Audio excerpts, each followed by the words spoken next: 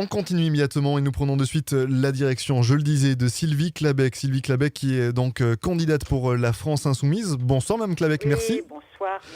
Merci d'avoir accepté l'invitation de Radio Nantes. Est-ce que vous pouvez un petit peu nous raconter qui vous êtes, d'où vous venez, comment vous vous êtes retrouvée candidate sur cette première circonscription de Loire-Atlantique ? Alors, je me présente juste, je suis enseignante et je suis militante associative et militante syndicale. Donc, comment je me suis retrouvée sur la France Insoumise ?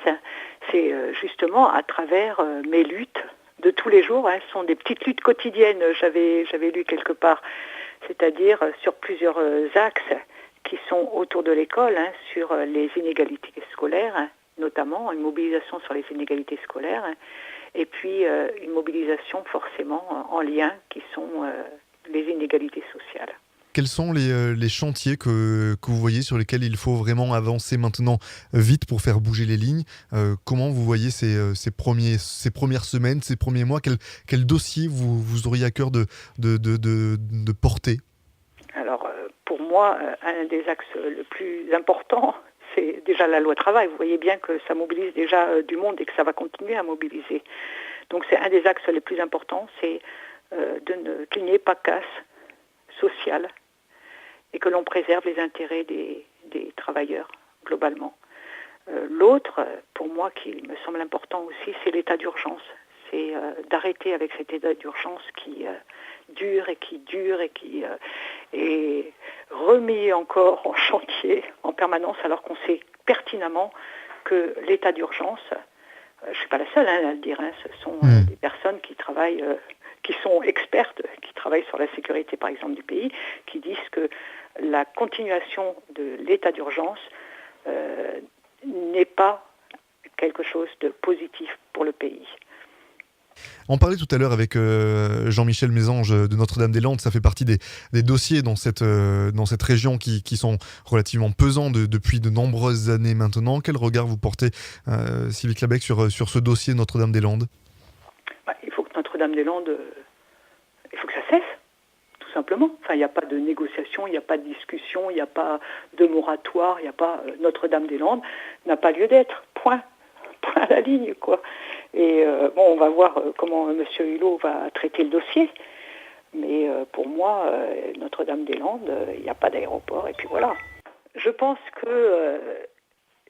qu'il y a une possibilité de garder l'aéroport qui existe et d'aménager cet aéroport de façon à ce qu'il puisse être opérationnel. Alors, Notre-Dame-des-Landes, il faut le protéger, bien sûr. C'est une des urgences pour nous. C'est une des urgences.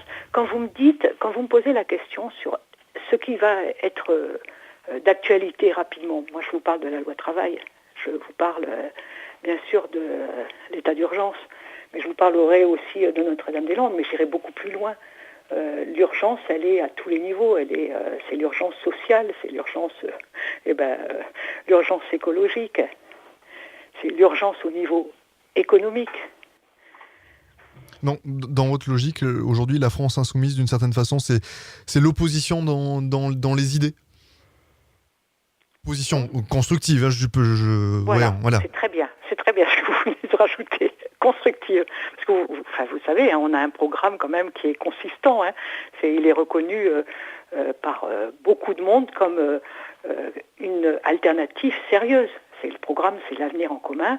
Et il y a eu des livrets, je ne sais pas si vous savez, mais on a je ne sais plus combien, une vingtaine, quarantaine de livrets sur tous les axes quasiment de la société que l'on veut travailler, sur lesquels on veut proposer de nouvelles alternatives. Donc, bien sûr, on se situe en contre du gouvernement, parce que c'est un gouvernement qui est ultralibéral. Mais quand on dit on se situe en contre du gouvernement Macron, on se situe bien sûr dans des propositions alternatives à ce qui est mis en place. Une double question pour terminer, Mme Clabec. La première qui est issue, c'est une pure question de curiosité personnelle. Vous nous parliez tout à l'heure du fait que vous êtes dans l'enseignement. Est-ce que du coup c'est une question qui vous tient peut-être un petit peu plus à cœur? Est-ce que vous allez la regarder de manière un petit peu plus vigilante?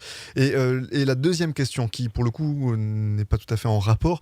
On évoquait tout à l'heure avec Jean-Michel Mésange la question européenne. Je serais curieux de voir quel est votre regard aujourd'hui sur les institutions européennes et sur l'Europe, son fonctionnement aujourd'hui. Alors, je vous ai dit tout à l'heure que j'étais une militante syndicale et militante bien sûr pédagogique. Jean-Michel Blanquer, nous on connaît, moi je le connais personnellement, si vous voulez, lui, il est quand même un des responsables des coupes budgétaires qui ont été décidées par Nicolas Sarkozy. Il a aussi été directeur d'une école de management catholique. Il a contribué à une politique régressive avec des suppressions de postes. Moi, je me rappelle aussi que c'est l'homme de la syllabique. Et puis, je me rappelle aussi que, je ne sais pas si vous connaissez PISA, mais il y a une évaluation qui a été faite du niveau. Et il a contribué quand même sacrément à l'effondrement du niveau avec les programmes 2008. Donc déjà, pour moi, c'est un homme du passé qui revient. C'est un retour du passéisme qui ne me va pas du tout. Quand je vous dis que je lutte, moi, pour l'égalité, je lutte à fond pour les inégalités scolaires, eh bien, je suis sûre que M. Jean-Michel Blanquer, ce n'est pas du tout sa priorité. Je peux préciser aussi que, je ne sais pas si vous savez, mais il y a son directeur du cabinet qui s'appelle Christophe Querero, et il a écrit un livre qui s'appelle L'école démocratie et société, où il parlait de la décomposition pédagogiste. Bon, et là on retrouve encore une attaque du pédagogisme. Ça m'énerve. Voilà. Votre vision de l'Europe actuellement, comment elle fonctionne? Et éventuellement, est-ce que vous vous tournerez plus vers une Europe des peuples plutôt que l'Europe technocratique que certains énoncent aujourd'hui? Quel regard vous portez dessus? Vous savez que là, c'est l'anniversaire du rejet du traité constitutionnel européen. 29 mai, c'était 29 mai 2005, où il y avait eu un rejet massif du traité constitutionnel européen. Et ce n'était pas un rejet de l'Europe sociale. Ce n'était pas un rejet de l'Europe, de la fraternité et de l'Europe des peuples. C'était le rejet d'une Europe qui imposait des politiques d'austérité.